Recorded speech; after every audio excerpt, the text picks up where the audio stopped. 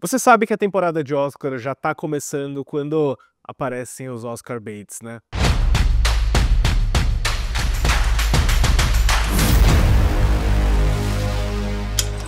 Olá, fãs da Sétima Arte, meu nome é Lucas Nascimento e esse é o Lucas Filmes, e hoje eu tô aqui para falar sobre Blitz, novo filme dirigido pelo Steve McQueen, que já está disponível na Apple TV+.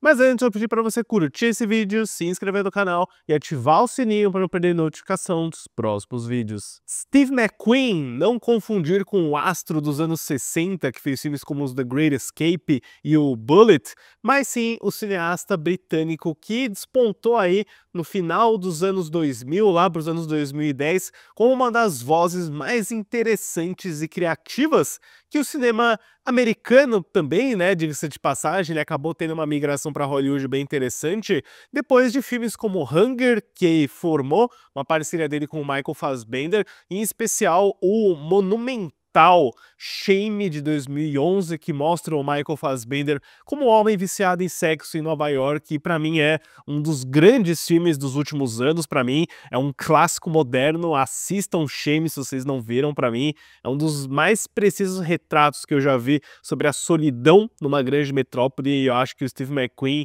fez algo extraordinário com esse filme, que levou ele para o caminho do vencedor do Oscar 12 anos de escravidão, lá em 2013, e depois o Steve McQueen teve uma carreira bem curiosa, porque ele veio com um filme bem mais comercial e pipoca, que é o As Viúvas, de 2018, que eu considero extremamente subestimado. Vejam As Viúvas com a Viola Davis, Liam Neeson, é um grande filme.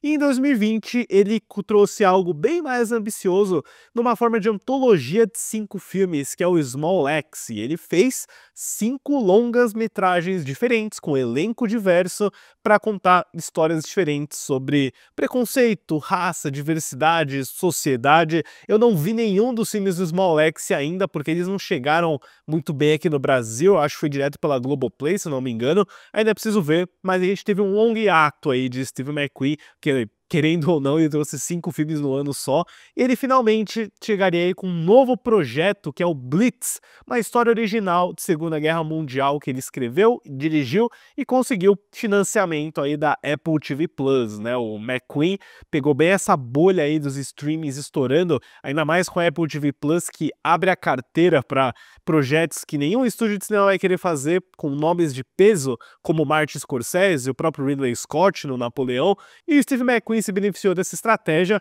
O Blitz foi anunciado em 2022, começou as filmagens no final daquele ano para acabar lá pela metade de 2023, o que garante um longo processo de pós-produção. Teve algumas questões médicas com o Steve McQueen também, ele contou que descobriu um câncer durante a produção do filme, o que talvez explique por que o Blitz demorou tanto para sair, né? Ele começou a ser exibido nesse segundo semestre em festivais de cinema em Londres, na Europa, e acabou aí se despontando como um dos filmes dessa temporada de Oscar. Eu não sei se ele é o grande candidato da Apple TV+, isso ainda vai se desenhar pelos próximos meses. Resultado, né, um filme que eu tinha uma certa curiosidade, porque eu gosto muito do trabalho anterior do Steve McQueen.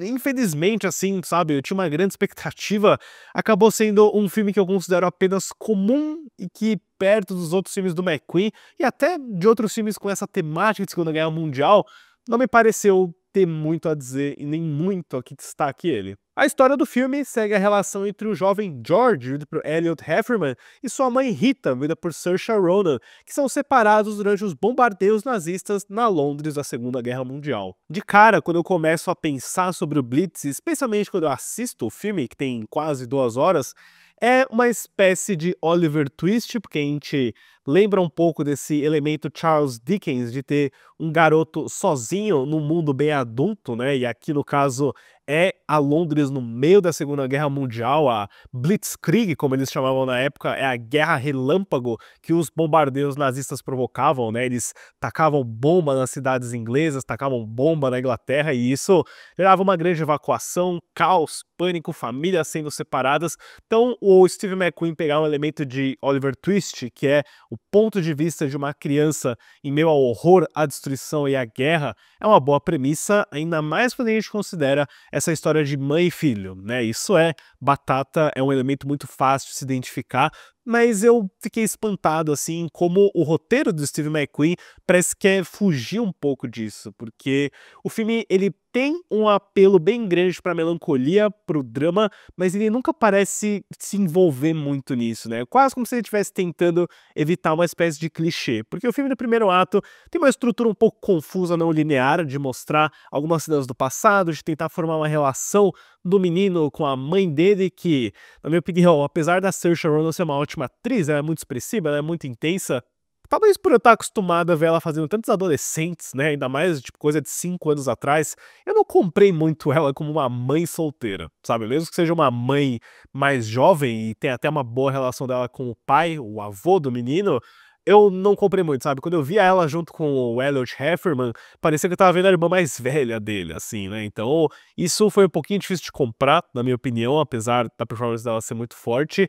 E o menino, né, o Elliot Heffernan, imagino que seja uma performance de estreia, de novato, não me convenceu tanto. Eu acho que às vezes é muita coisa de reação e é muito difícil você criticar a atuação de uma criança, mas eu acho que falta aquele brilho, aquele charme que tinha, por exemplo, no menino do Belfast, né? Que também é outro filme aí de guerra dos pontos de vista de uma criança.